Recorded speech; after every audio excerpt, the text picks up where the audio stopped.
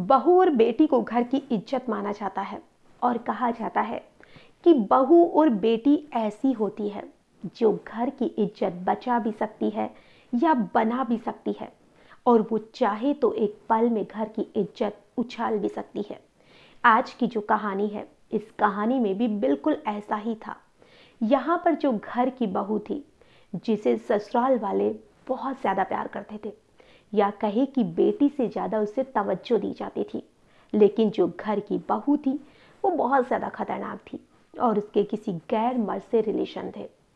और एक रात वो उसी व्यक्ति को अपने कमरे में बुलाती है जहाँ पर उसका पति भी मौजूद था। तो आप खुद अंदाजा लगा सकते हैं कि वो औरत कितनी चालाक थी और कितनी खतरनाक थी। और उसके बाद में जो कुछ हुआ वो बहुत ही ज़्यादा खतरनाक था। जब आप इसे सुनेंगे तो आप भी यही कहेंगे, आखिर में औरतों को हो क्या रहा है। नमस्कार, आदाब, सत श्री अकाल। मैं हूं नंदिनी यादव।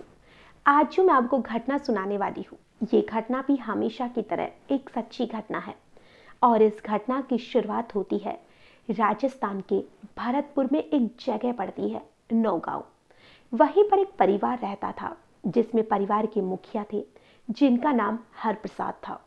उनकी पत्नी थी, उनका एक बेटा था जिसका नाम पवन था, और उनकी बहू जिसका नाम पिंकी था, और उनके दो छोटे छोटे बच्चे थे और एक बेटी थी। सब कुछ बहुत अच्छे तरीके से चल रहा था। और जो हरप्रसाद का बेटा पवन था, उसके बारे में आपको बताते चले कि उन दोनों पति पत्नी की उम्र में लगभग 16 साल का फर्क था। जो हरप्रसाद था वो 30 साल का था और उनकी जो पत्नी थी वो 14 साल की थी, यानी कि शादी के वक्त।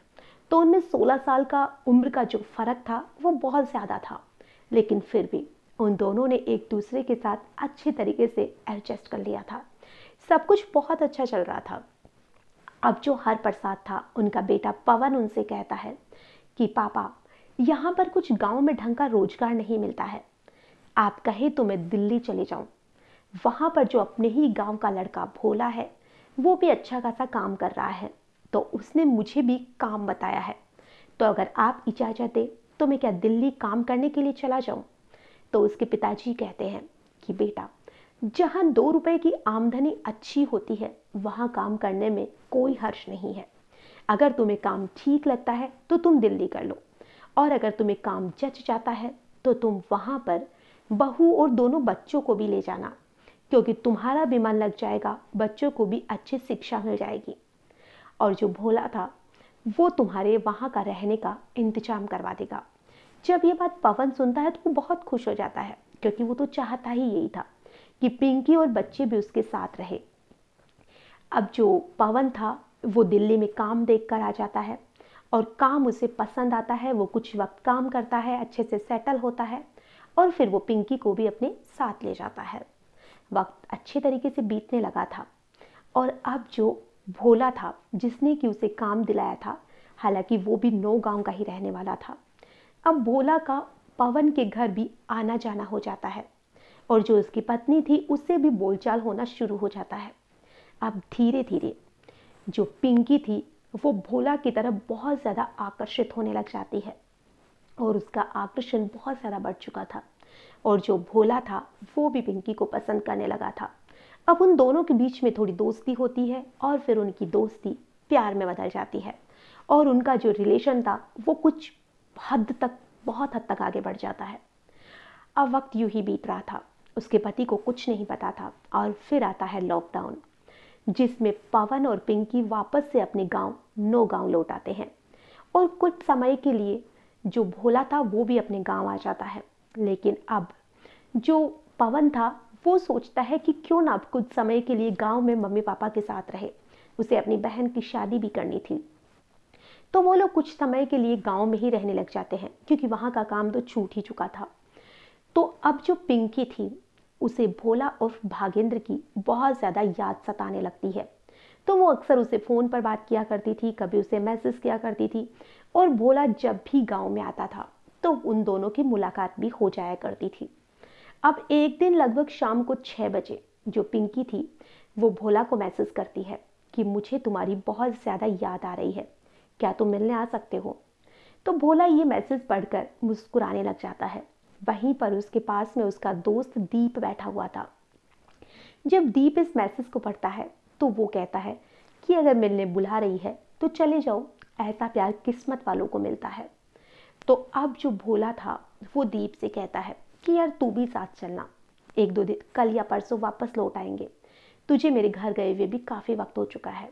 तो दीप भी राजी हो जाता है क्योंकि उनकी 2 दिन की छुट्टी भी थी। अब इधर दीप और भोला दोनों घर आने की तैयारी करने लग जाते हैं।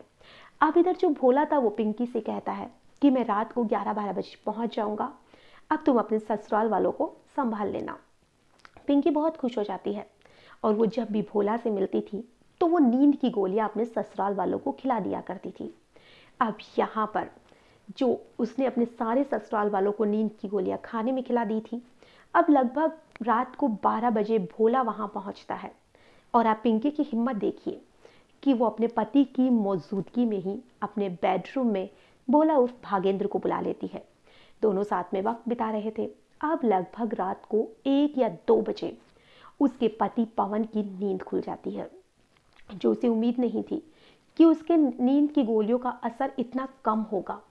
लेकिन फिर भी पता नहीं कैसे, शायद उसके पति की किस्मत खराब थी या उसकी किस्मत खराब थी, जिसकी वजह से उसकी नींद खुल जाती है। अब जो पवन था वो भोला को अपने बेडरूम में देखता है तो वो बहुत गुस्सा होता है और वो उस पर चिल्लाने लग जाता है। दोनों में हाथापाई होती है और जब वो चिल्लाता है तो भोला उसका गला दबा देता है और इसमें पिंकी भी उसका साथ देती है। अब उसका गला इतनी ज़्यादा दबाया जाता है, इतनी देर तक दबाया जाता है कि उसकी सांस रुक जाती है और उसकी मौत हो जाती है। अब पिंकी एक बेडशीट निकालती है और उसी बेडशीट में वो अपने पति की लाश को बांधती है। और इधर जो भोला था वो दीप को फ़ोन करता है कि तुम बाइक लेके घर के सामने आ जाना। तो उसकी लाश को पिंकी और जो भोला था वो बाइक पर रखते हैं और इधर दीप बाइक चलाता है, भोला पीछे बैठता है, उसकी लाश को पकड़ता है और फिर उसकी लाश को ले जाकर पास में ही एक नहर थी और इसकी लाश के साथ एक पत्थर भी बांध दिया जाता है ताकि ये लाश डूब जाए। उस नहर में उसकी लाश को गिरा दिया जाता है। अब जब दूसरे दिन सुबह पवन कमरे में नहीं होता है तो उसके पिताजी पूछते हैं कि पवन कहाँ है। तो उसकी पत्नी कहती है कि रात को तो यहीं सो रहे थे, पता नहीं कहाँ चले गए, मेरे को खुद को ही नहीं पता है। अब उसको ढूंढने की बहुत कोशिश की जाती है और उसके पिताजी पुलिस में कंप्लेन भी करवाते हैं। पुलिस भी बहुत ढूंढती है और पुलिस वाले सारे घर वालों से पूछताछ करते हैं, उसकी पत्नी से भी करते हैं, लेकिन ऐसा कुछ भी सामने नहीं आ रहा था। उन्हें समझ ही नहीं आ रहा था। और अब जब उसके ससुर जी से पुलिस वाले कहते हैं कि क्या तुम्हारी बहू कर सकती है, तो उसके ससुर जी कहते हैं कि मैं अपनी बेटी पे शक कर सकता हूँ, अपने बेटे पर कर सकता हूँ, लेकिन अपनी बहू पर कभी नहीं कर सकता। ये बहुत ही सुशील और संस्कारी लड़की है। तो अब कुछ वक्त बीतता है, यानी कि लगभग 1 महीने का वक्त बीत जाता है और उसके बाद में जो पिंकी थी वो भोला को मैसेज करती है कि तुम मिलने आ जाओ। भोला कहता है कि ठीक है। अब वो अपने ससुराल वालों को नींद की गोलियां देती है और वो नींद की गोली खाने के बाद में उसे उम्मीद थी कि कोई भी नहीं जाग पाएगा, लेकिन उस दिन उसके ससुर जी ने वो पूरा खाना खाया नहीं था क्योंकि उनकी थोड़ी तबीयत ठीक नहीं थी। तो उसे तो पूरी उम्मीद यही थी कि उसके ससुर जी भी सो गए होंगे और वो भोला को अपने रूम में बुला लेती है। और रात को लगभग 1-2 बजे जो उसके ससुर जी थे वो बाहर टहलने आते हैं क्योंकि उनको नींद नहीं आ रही थी, उनके बेटा मिल नहीं रहा था, वो बहुत ज़्यादा बेचैन रहते थे, इकलौता उनका बेटा जो था। अब जो उसके पिताजी थे उनको लगता है कि शायद बहू के कमरे से किसी मर्द की आवाज़ आ रही है। वो थोड़ा कमरे के पास में जाके सुनने की कोशिश करते हैं तो उन्हें कुछ समझ नहीं आ रहा था। और जब वो खिड़की के अंदर से थोड़ा झांकने की कोशिश करते हैं तो जब वो देखते हैं कि खिड़की में थोड़ा सा छेद था जिसमें से वो देखते हैं कि उनकी जो बहू है वो पूरी तरह से निवस्त्र है। ये देखकर उनके होश उड़ जाते हैं और वो देखते हैं कि उसके साथ भोला है। अब वो वहाँ पर चीखने लगते हैं, चिल्लाने लगते हैं, अपनी पत्नी बेटी सबको उठा देते हैं। और इधर जब भोला को पकड़ लिया जाता है तो भोला कहता है कि ज़्यादा होशियारी करने की ज़रूरत नहीं है, मुझे छोड़ दो और चुप रहो, नहीं जैसा तुम्हारे बेटे के साथ किया है वैसा ही तुम्हारे साथ भी कर दूंगा। ये बात जैसे ही उसके पिताजी सुनते हैं तो उनके होश उड़ जाते हैं कि ये सब कुछ इसी ने किया है। हालांकि भोला के मुंह से गलती से या गुस्से से या डर से ये सारी चीज़ें मुंह से निकली थी, और ये बात जब उसके पिताजी सुनते हैं तो वो उस वक्त तो चुप रह जाते हैं, उसके आगे हाथ जोड़ने लग जाते हैं कि प्लीज़ हमारा कुछ मत करना, हम किसी को कुछ नहीं बताएंगे। लेकिन जैसे ही वो अपने घर जाता है, सुबह का वक्त होता है, वो सीधे पुलिस स्टेशन जाते हैं और पुलिस के पास में जाकर सारी बात बता देते हैं। अब पुलिस वाले भोला को अरेस्ट करते हैं, उसकी जो बहू थी पिंकी उसको भी अरेस्ट किया जाता है, और जब सारी चीज़ें पूछी जाती है तो वो दोनों कबूल कर लेते हैं कि उन्होंने ही पवन को मारा है। और जब वजह पूछी जाती है तो वजह वही होती है, अवैध संबंध। और जो पिंकी थी वो कहती है कि मेरे पति की उम्र मुझसे बहुत ज़्यादा थी, मुझे पसंद नहीं था, लेकिन मेरे घर वालों ने मेरी इससे शादी कर दी। फिर भी मैंने एडजस्ट किया, लेकिन जब भोला मुझे मिला तो फिर तो मुझे ये इंसान कुछ ज़्यादा ही बुरा लगने लग गया और मैंने उसे छोड़ने का पूरा प्लान बना लिया था। अब पुलिस उन दोनों को अरेस्ट करती है और उन्हें जेल भेज दिया जाता है।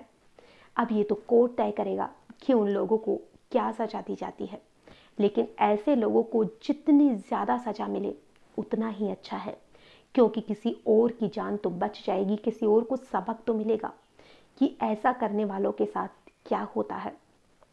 आज की जो कहानी है, इसे सुनाने का उद्देश्य ना ही किसी को परेशान करना है, ना ही किसी का भी दिल दुखाना है। हमारा उद्देश्य बस इतना सा है कि घर वालों ने जिसके साथ शादी की है उसके साथ खुश रहने की कोशिश करिए। और अगर आपकी नहीं भी बनती है किसी भी वजह से, बहुत सी बार ऐसा होता है कि पति पत्नी एक दूसरे से नहीं बना पाते हैं, साथ नहीं रहना चाहते हैं, तो आपके पास तलाक भी तो एक रास्ता बचता है। आप तलाक ले सकते हैं, लेकिन किसी की जान लेना, किसी को धोखा देना, किसी के पीठ पीछे किसी के साथ रिलेशन बनाना, ये कहाँ सही लगता है।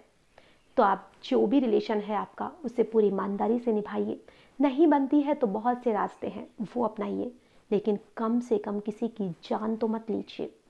आज की कहानी में बस इतना ही, फिर मिलेंगे किसी नई घटना के साथ। तब तक के लिए नमस्कार।